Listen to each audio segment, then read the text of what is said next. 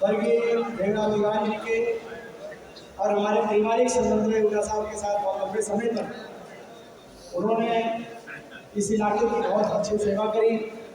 सबके सुख दुख में और समाज सेवा में हमारे इस पूरे इलाके में, ये जो हमारा पूरा इलाका है, ये हमारे पुराना एक इलाका माना जाता है। उस पूरे इलाके में देवराज विवान जी का अपनी एक पहचान थी, अपना एक नाम था समाज सेवा के लिए, और उन संस्कारों को आगे बढ़ाने का काम किया है।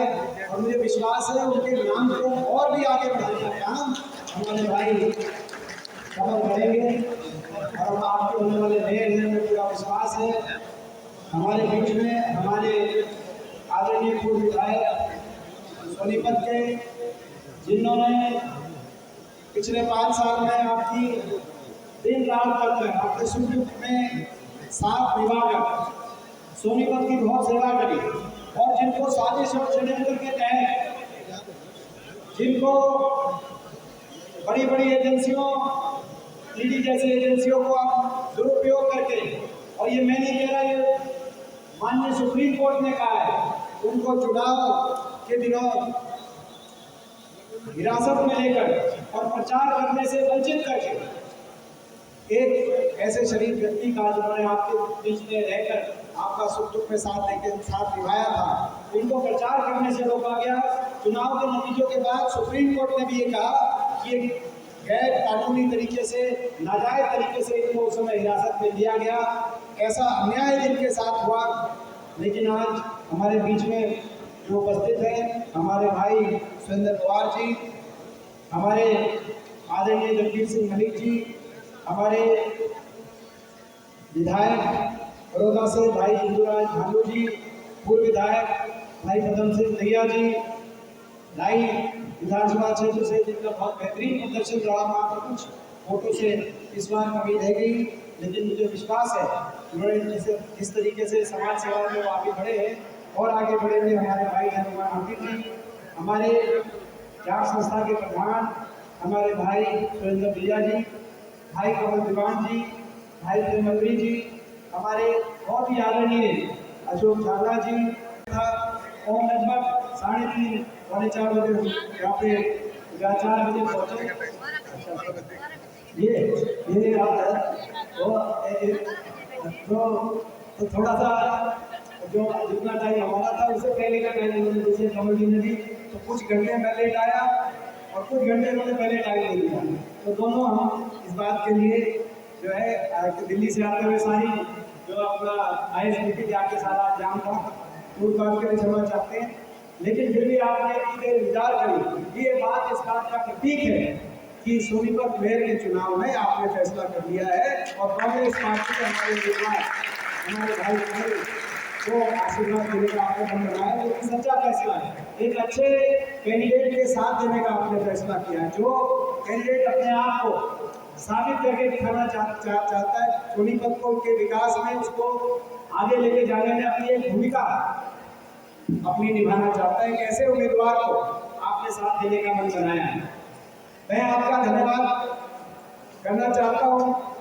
उससे पहले भी चाहे लोकसभा चुनाव आया, चाहे विधानसभा चुनाव आया, आपने आपकी कमी नहीं थी, आपकी तरफ से कोई कमी कसर नहीं रही, आपने बहुत साथ दिया। यहाँ से लोकसभा में सत्ता कर्मचारी ने दिखाकर आपने भेजा, विधानसभा में भी आपने साथ देने में कमी कसर नहीं छोड़ी। लेकिन कई बार प्रजातंत्र, हार जीत प्रजातंत्र का हिस्सा है, साम दाम दंड भेद का प्रयोग भारतीय जनता पार्टी द्वारा किया गया। हर तरीके के छल कपट, यंत्र मंत्र तंत्र से किसी तरीके से मैनेज करके मात्र आधा प्रतिशत वोट से उन्होंने लोकसभा में जो भाजपा हारी, हरियाणा के अंदर 5 सीट कांग्रेस की आई और हमारी भाजपा से ज्यादा प्रतिशत आया हरियाणा के अंदर, तो विधानसभा में 3 महीने के बाद उन्होंने हर तरीके से मैनेजमेंट करी, ईडी CBI एजेंसियों का दुरुपयोग किया गया, हर तरीके के हथकंडे अपनाए गए, मात्र आधा प्रतिशत वोट से 4-5 सीटों के अंदर से ये सरकार इन्होंने बना ली। लेकिन वो सरकार तो बनाई, लेकिन वो मैंडेट था, जैसा आप जानते हैं, जन भावना इनके पक्ष में नहीं। आज पूरे हरियाणा के अंदर लोग उसी तरह से दुखी हैं जैसे लोकसभा चुनाव आज से 1 साल पहले लोकसभा चुनाव में जब लोगों ने हरियाणा में बीजेपी को हरा दिया था, लोग तो वही है, 3 महीने में तो काम नहीं किए लोग, लेकिन केवल चुनाव को मैनेजमेंट, चुनाव की जरूर करी, हर तरीके हथकंडे अपनाकर लोग होती हैं वही मुद्दे। देश में आज भी सबसे ज्यादा बेरोजगारी हरियाणा में, देश में सबसे ज्यादा नशा विकास की पटरी से उतारने का काम इन्होंने हरियाणा में किया। खास तौर पर सोनीपत तो गवाह है इस बात का कि 11 साल की सरकार में सोनीपत को एक कोई नया विकास कार्य तो दूर की बात है। जब कांग्रेस की सरकार थी हुड्डा साहब के नेतृत्व में, आपको याद होगा, सोनीपत में 7 सरकारी विश्वविद्यालय थे, राजीव गांधी एजुकेशन सिटी, कहीं मुक्तसर के अंदर विश्वविद्यालय, कहीं कानपुर के अंदर महिला विश्वविद्यालय, कहीं लिफ्टन, बड़े बड़े संस्थान, राजीव गांधी एजुकेशन सिटी के अंदर विश्व स्तर के, कहीं अशोका यूनिवर्सिटी, कहीं SKRM यूनिवर्सिटी, बड़ी बड़ी यूनिवर्सिटीज आई। सोनीपत एक शिक्षा नगरी के रूप में आगे बढ़ रहा। लेकिन इनके 11 साल में कॉलेज इन सोनीपत के अंदर एक छोटा स्कूल भी बनाने का कार्य नहीं हुआ। और जो लोग इस बात के लिए जिम्मेदार थे, जिनको आपने नकारा था पिछले चुनाव में 2019 में, आज वही मेरे की तरफ लेके आ गए। जो लोग सोनीपत के विकास के नाम पर भ्रष्टाचार करने के लिए जिम्मेदार थे, आज वही लोग आपके बीच में मेयर की टिकट लेके आ गए, जिनको आपने नकारने का, जिनका अहंकार और जिनका भ्रष्टाचार आपने जिनके अहंकार और भ्रष्टाचार को आपने नकारने का काम किया था, आज वही अहंकार और भ्रष्टाचार लेके आपके बीच में आ गए और कह रहे हैं कि ट्रिपल इंजन की सरकार को, ट्रिपल इंजन की सरकार का क्या मतलब है, मैं बता देता हूँ आपको। ट्रिपल इंजन की सरकार का मतलब ये है, एक इंजन से रुकते हैं और बाकी दोनों इंजन संरक्षण देने का काम करते हैं। ट्रिपल इंजन की सरकार का मतलब ये है। इसलिए मुझे याद है रोहतक में पिछली बार इन्होंने ट्रिपल इंजन के नाम से अपना मेयर बनाया। रोहतक में 300 करोड़ का अमृत योजना घोटाला हुआ, और जब घोटाला हुआ तो अरविंद शर्मा जो उस समय वहां से सांसद थे, उन्होंने कहा कि वहां के पूर्व मंत्री और विभागों का नाम लिया कि वो डकार गए। इंक्वायरी तक नहीं हुई। इंक्वायरी तक क्यों नहीं हुई? क्योंकि ट्रिपल इंजन में एक इंजन रूठता है और बाकी दोनों इंजन संरक्षण देते हैं। जैसे आपने देखा बड़े बड़े घोटाले हुए, खजूर पेड़ का घोटाला हरियाणा में मिला है, आपको मैं याद दिलाऊं, और बड़े बड़े मैं घोटाले का नाम लूं, ऐसे ऐसे घोटाले हुए कि उन घोटालों को सोच के ऐसा लगता था कि कैसे कोई संभव है। 6 महीने से सफाई कर्मचारियों की तनख्वाह की यही स्थिति है। और केवल यही नहीं, ये बीजेपी का एक और मतलब है। बीजेपी बहुत छोटी पार्टी, चुनाव जीतने के लिए ये सब कुछ करेंगे। जब लोकसभा चुनाव में लोग 10 साल से रिपीट को हरा दिया तो बीजेपी ने हर तरह का झूठ बोला, कहा बीजेपी ने कि HKRM के पक्के करेंगे। अब पक्के करने की तो दूर की बात है, हटाने लग रहे हैं। बिजली वाले हटा दीजिए HKRM वाले, कहा था पीले कार्ड बनवा दिए। हर 3/4 हरियाणा वासी पीले कार्ड में आ गए। 75% हरियाणा गरीबी रेखा नीचे निकले हैं। अब पीले कार्ड कटवाने लग रहे हैं, कटवाने लग रहे हैं कि नहीं लग रहे हैं? कटवाने लग रहे हैं। सफाई कर्मचारियों का पक्के कर रहे हैं, करेंगे। 6 महीने से सफाई कर्मचारी की तनख्वाह रोक रखी है। बहुत झूठी पार्टी, बहुत झूठी पार्टी। इसीलिए प्रजातंत्र में बाबा साहब ने कहा था 2 मुद्दे प्रजातंत्र के, एक सत्ता पक्ष, एक विपक्ष। इसीलिए आप भाई 2 इंजीनियरिंग को दे रखे हैं। दिल्ली की सरकार, चंडीगढ़ की सरकार जो कराना होगा ये काम कराएंगे 2 इंजीनियरिंग के, मगर एक इंजन आप विपक्ष को भी दे दो, ताकि ये अपने वायदों से पीछे हटे, किसी के पीले कार्ड काटे या किसी को सफाई कर्मचारी को तनख्वाह ना दे, और या ये भ्रष्टाचार करें, कहीं खजूर के पेड़ में भ्रष्टाचार करें या कहीं और भ्रष्टाचार करें। कम से कम एक इंडियन विपक्ष का आपके लिए, आपके हकों के लिए अड़ के खड़ा हो जाए आपके मायने में। इनको लूटने देंगे, इनको लूटने की और अहंकार की, इनको भ्रष्टाचार और अहंकार की छूट नहीं देनी। इन्होंने काम करने हैं तो 2 इंजन काम करने के लिए 2 इंजन बहुत हैं, लेकिन निगरानी रखने के लिए, इनके भ्रष्टाचार और अहंकार पर लगाम लगाने के लिए, इन पर नियंत्रण रखने के लिए एक इंजन विपक्ष को भी देना, ताकि विपक्ष आपकी आवाज उठाए, विपक्ष लड़ाई लड़े। और सोनीपत, ताकि सोनीपत के अंदर एक मैसेज आए। मैं आपसे पूछना चाहता हूँ, इनको भ्रष्टाचार के लिए, अहंकार के लिए, खजूर पेड़ जैसे घोटालों के लिए इनको छूट तो नहीं होगी। भ्रष्टाचार और अहंकार को इनके भ्रष्टाचार अहंकार नहीं होगा। सोनीपत का संदेश पूरे हरियाणा में जाएगा, क्योंकि ये सोनीपत आने वाले समय में, ठीक है नतीजा हमारे पक्ष में नहीं रहा, मगर प्रजातंत्र है, बात आगे पीछे वोट से इनकी सरकार बनी है, दोबारा से लड़ाई लड़ेंगे। 4 साल का समय है, फिर वही मैदान होगा, फिर वही घुड़सवार होंगे, दोबारा लड़ाई लड़ेंगे, हरियाणा पार्टी में क्या और हरियाणा में दोबारा से ऐसी विकासशील सरकार बनाने के लिए जिसके लिए विकास प्रायोरिटी हो और जिसके लिए सोनीपत प्रायोरिटी हो, ताकि आपकी अपनी सरकार हरियाणा बने। इस बात के लिए दोबारा लड़ाई लड़ेंगे। तो मैं सभी अपने सोनीपत के कार्यकर्ताओं से कहना चाहता हूँ कि कोई बात नहीं, जो हो गया उसको भूलो, मायूस होने की जरूरत नहीं है, दोबारा से लड़ाई लड़ेंगे। और उस लड़ाई की शुरुआत मेयर के चुनाव से सोनीपत में एक साथी जैसे 2020 में मेयर का चुनाव हम जीते थे, जैसे लोकसभा चुनाव जीते थे, एक चुनाव में थोड़ी बहुत इन्होंने हर हथकंडे अपनाकर छंदपट से थोड़ा बहुत इन्होंने मैनेज कर लिया। तो क्या हुआ, जैसे पहले 2 चुनाव जीते थे, ये चुनाव भी जीतेंगे इस बार जो है हमारे भाई कमल जी। तो भाई आप सबको कहना चाहता हूँ मलिक साहब कि भाई कमल के लिए ये जो 3-4 दिन बचे हैं, आप सबको लड़ना होगा।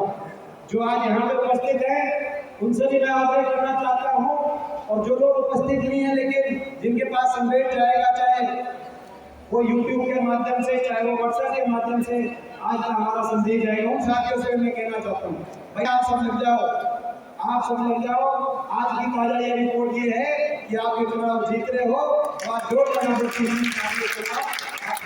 हमारा जीते और हमारे स्वर्गीय देवराज जी का ये संस्कार का नाम लेने के काम को आगे बढ़ाने का कार्य करे और सोनीपत को आगे लेके जाने में आप कमल को जिताओ, ताकि हम सब, चाहे वो आप सरकार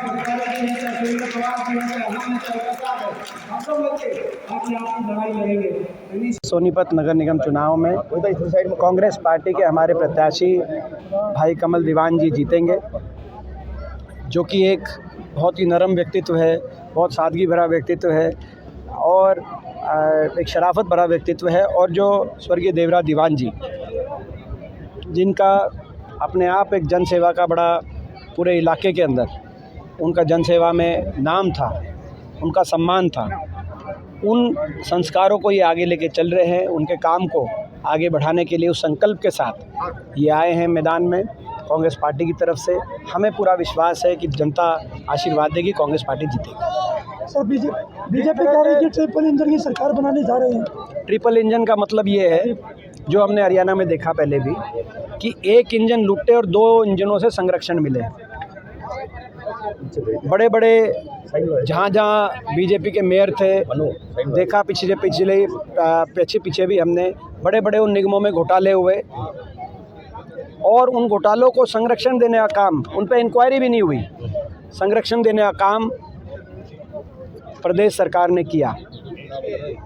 और यहाँ जो बीजेपी के उम्मीदवार हैं, वो तो उनके कार्यकाल में भ्रष्टाचार के बड़े बड़े घोटाले आए थे, कहीं खजूर पेड़ घोटाला था, कहीं और बहुत से अन्य ऐसे घोटाले आए, कहीं अर्बन बॉडी से संबंधित कई घोटाले आए। तो ऐसे कई घोटाले आए थे उनके कार्यकाल में और काम कुछ नहीं हुआ था, सोनीपत का बुरा हाल हो गया था और भ्रष्टाचार इतनी चरम पे पहुंच गया था और उनका अहंकार भी इतने चरम पे पहुंच गया था कि जनता ने, आपको याद होगा, सुरेंद्र पवार जी बड़े बहुमत के साथ जीत के आए थे विधानसभा चुनाव में उनके 10 वर्ष के कार्यकाल के बाद। अब वो उसी बात को लेकर दोबारा आ गए हैं और इसीलिए हम जनता से कह रहे हैं कि अगर काम कराने इनके 2 इंजन हैं इनके पास। काम तो इन्होंने 11 साल नहीं कराए सोनीपत में, 11 साल से नहीं कराए, कराने होते तो पहले कराते, लेकिन अगर हैं तो 2 इंजन हैं, मगर उन पर निगरानी रखने के लिए, उनके भ्रष्टाचार और अहंकार पर लगाम लगाने के लिए एक इंजन विपक्ष को भी दें। यानी कि चंडीगढ़ और दिल्ली में इनके सरकार है, तो सोनीपत में विपक्ष की सरकार भी बने, ताकि ना हम किसी का भ्रष्टाचार बर्दाश्त करें, ना हम किसी अहंकार, और जनता की सुनवाई हो, जनता की लड़ाई विपक्ष भी लड़े। ये मैं समझता हूँ प्रजातंत्र के लिए अच्छा होगा, ये सोनीपत के लिए अच्छा होगा। एक चर्चा ये भी चल रही है कि सुरेंद्र पवार जी खुद ही यहाँ खड़े हैं चर्चा चलेगी शहर के अंदर की सुरेंद्र पवार जी बीजेपी ज्वाइन करने जा रहे हैं 26 तारीख को, और मंच से भी ये बात जो है धर्मपाल मलिक जी ने कही। तो पवार साहब आपसे भी जानते हैं क्या इस बात में कितनी सच्चाई और क्या रूमर था? देखिए, चुनाव में जो है ना, विपक्षी पार्टियों का काम यही है कि वो मतलब इस तरह की बातें चलाना। आपके सामने खड़ा हूँ, लगातार वोट मांग रहे हैं, और मैं आपको विश्वास दिलाता हूँ कि कमल जी एक तरफा जीत देंगे और एक तरफा जीत होगी। और ये तो चर्चाओं की बात है, चर्चा तो कभी भी कोई चल सकती है। मैं देख रहा था चर्चा ये चल रही थी, अनिल विज जी का बयान आया तो विज साहब कांग्रेस ज्वाइन हो सकते हैं, कभी किसी की चर्चा चला देते हैं, कभी किसी की चर्चा।